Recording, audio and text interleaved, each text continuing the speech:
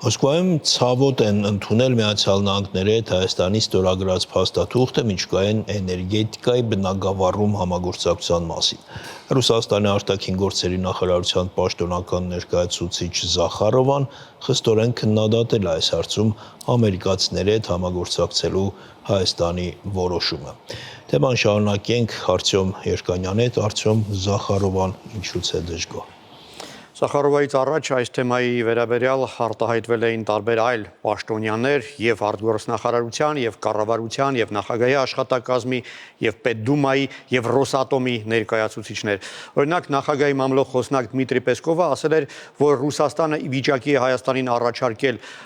շատ ավելի լավ պայմաններ, ավելի փոքր գումարով եւ ավելի լավ որակով։ Միխայել Գալուզինը արտգործնախարարի տեղակալը ասել էր, որ ռուսական առաջարկը այլ ընտրանք չունի հաշվի առնելով տեխնոլոգիաների վստահելիությունը եւ ֆինանսական գրավչությունը։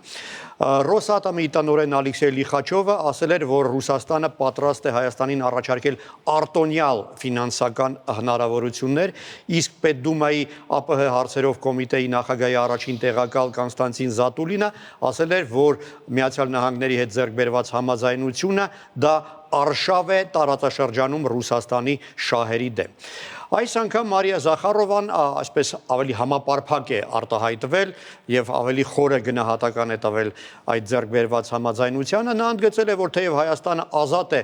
այս հարցում պարտներներ ընտրելու հարցում, բայց Ռուսաստանի համար այդ որոշումը անհասկանալի է, քանի որ ինչպես ինքն է ձևակերպել, շատ պղտոր բաներ կան այս գործարքում։ Մասնավորապես պղտոր է համարում նա այն, որ Միացյալ Նահանգները, ինչպես Զախարովան է գնահատում, չունի փորձ մոդուլային ռեակտորներ կառուցելու հարցում եւ որ այդ փորձը ընդամենը թղթի վրա է։ Ընդգծում է, որ միակ երկիրը, որը փոքր ատոմակայաններ կառուցելու փորձ ունի, Ռուսաստանն է։ Բայց պետք է նշեմ, որ մոդուլային ռեակտորներ Ռուսաստանը հողի վրա նույնպես չունի, միայն այսպես նավերի վրա է կարծեմ գործում, իսկ Չինաստանը նաև հողի վրա ունի մոդուլային ռեակտորներ կառուցած։ Զախարովան ընդգծում է նաև եւս մի վտանգ, հաշվի առնելով այն, որ նման ռեակտորներ կառուցելու ընթացքում ինքնարժեքը ընթացքում կարող է զգալիորեն ավելանալ։ Հիշատակում է Միացյալ Նահանգներում մի դեպք, երբ ընթացքում կառուցման ինքնարժեքը կրկնապատկվել է հասնելով 5 միլիարդից 10 միլիարդի, ինչի պատճառով որոշում է կայացվել այն սառեցնել։ Հավանաբար նկատի ունի Այդահոյի այդ հայտնի կայանը, որի արժեքը իրականում 5.5 միլիարդից 9.3 միլիարդի է հասել, ինչևէ իսկապես զգալիորեն տարբերություն կա։ Եվ ամփոփելով Զախարովան պնդում է, որ Ռուսաստանը միակ պետությունն է, որը ի վիճակի է ապահովել այն, ինչի կարիքը ունի Հայաստանը, եւ կոչ է անում վերադառնալ Ռուսաստանի հետ բանակցություններին։ Թեև, ինչպես կարող ենք հասկանալ, սկզբունքային քաղաքական որոշումը արդեն կայացված է։ Դատելով այս ամենից կարող է Ռուսաստանը ինչ-որ կոշտ քայլերի գնալ ընդհանուր պատժամիջոցների։ Զախարովան իսկապես զգուշորեն,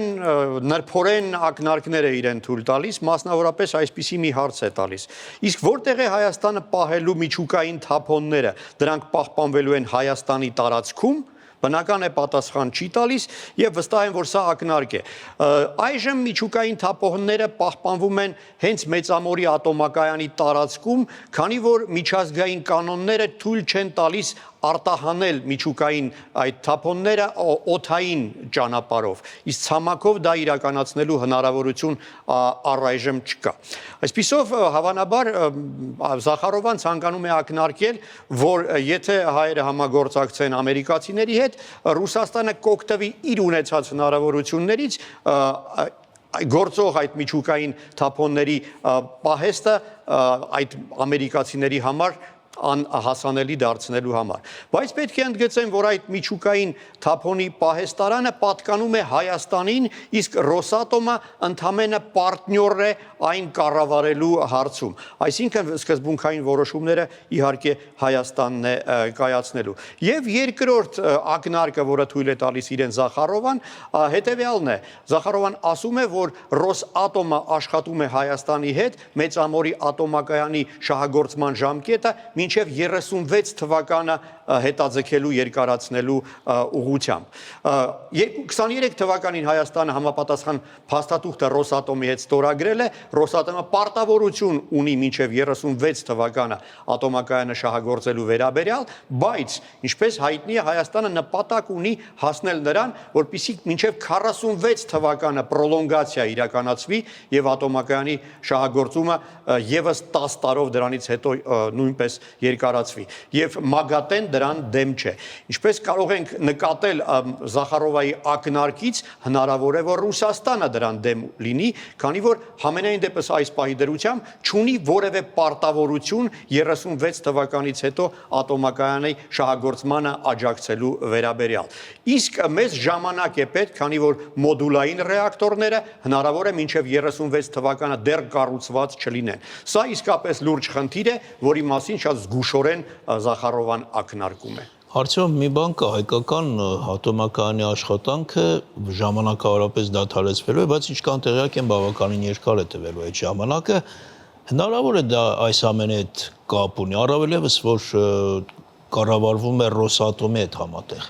Դե Ռոսատոմը ընդամենը պարտնյոր է ատոմակայանը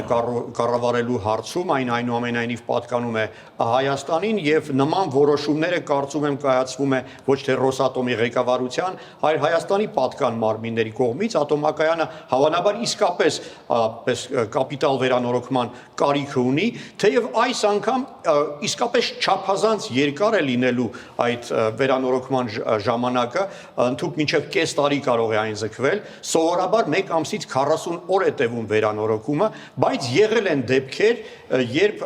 6 ամսով դադարեցվել է շահագործումը ատոմակայանի վերանորոգման համար եւ վստահ եմ, որ ապրիլին այդ շահագործման դադարեցումից հետո, կես տարի հետո այն կրկին կշահագործվի եւ որևէ խնդիր չի առաջանա։ Շնորհակալություն, Արծու։